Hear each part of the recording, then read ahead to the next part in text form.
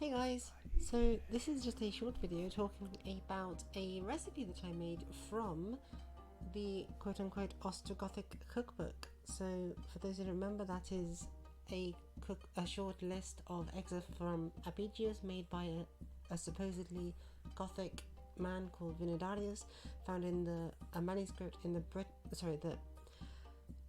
Bibliothèque Nationale de France, MS Latin 1000 no MS Latin on 10,318, and it's between folios 196 to 203.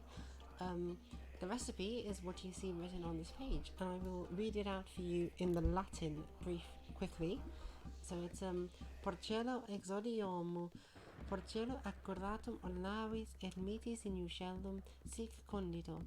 Aicies in mortario pipergana quinginta melis quancum pedat cepas cicas tres coriandri viridis si vesici modicum liquamen emina olei es una aquae emina una simul temperas in cacabulo mitis in eo porcellum dumbulire cepirit sepius agita bis ut spisum fiat si aliquid minus iurdis facere reperit, tunc alicies emina unam aquae, sic per quoque et sic porcellum inferens. So that is the original recipe on the page of the manuscript itself in the Latin/Italian that it's written in, but for your guys' pleasure, I have, with the help of Axto from the Gothic community, created a translation of it into the Gothic language itself, which I have arranged here in the Gothic script in the Achterwerke, and I will read this out for you. Now, it might contain a couple of mistakes, but bear with us. So, Swinilla oxusomu. Swinilan aculatum gafetis, jaclagis in vos suagas rapan.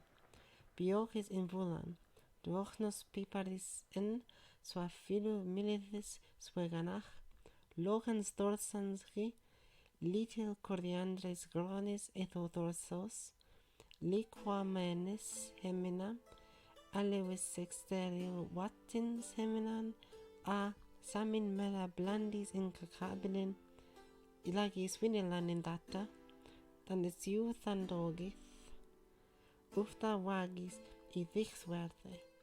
Ja behua duginith minis o vosis doian, dan biocis heminan watins, swathechoe jachswe swinilangalagis. So that's the recipe as it might have sounded like in Gothic, and forgive my butchering of it. And I'll just quickly take you through the process of how I actually made this in real life. So these are all of the ingredients you'll need. I bought these all at Morrison's quite easily. No surprise, in total, all of the ingredients fresh came to about a tenner, so not at all bad, especially given that many of these. I'll only use a tiny bit in the recipe. So first of all, you cut the pork up finely, as I have done. You mix in oil and a little bit, you have half a pint of oil and a little bit of honey, as you can see mixed in there. Then you add your 50 peppercorns. I made a smaller version, so I only used, how many did I use? 25 peppercorns.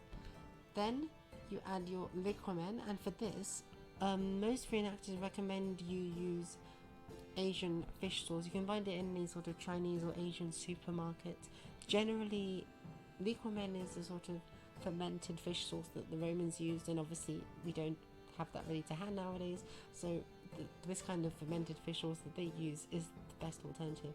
It's honestly one of the weirdest ingredients that we have in medieval and Roman cooking, and to me at least, when you smell it from the thing, it's got a very strong smell, and it weirdly smells like cheese. I don't know how, but there we go, cheese.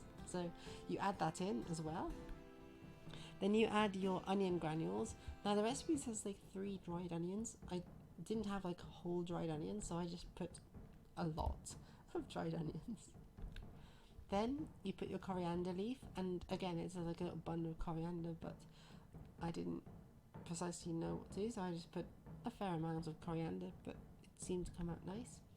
Then you put your sliced up pork in there along with it, and you add half pint of water, which I had forgotten to do earlier. Then you put the whole thing into the oven like so, and you cook it and just watch until it becomes sort of golden brownish. It takes quite a while. I think it took mine like an hour and a half to cook, and then you take it out and voila, you've got Ostrogothic quote unquote pickled pork served with bread or with anything else. It's really nice. A lot of the Ostrogothic recipes actually recommend serving it with a kind of gruel, which frankly I can't say sounds very appealing, but you don't have to. As for taste, it's really weird to describe the taste.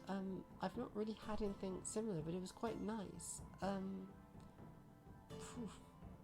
Yeah, it's quite hard. The closest analog in modern cooking that we have to the taste was a bit like having a hot dog with like mustard and onions, but and without ketchup. It's like hot dog, mustard, onions, no ketchup. That's sort of the closest that it felt like. But yeah, it was super interesting, really enjoyable experience, and very tasty. I can highly recommend giving a go and creating from parchment to plate food from possibly from the kitchens of Ostrogothic Italy. So, a wilio de vus and Corridor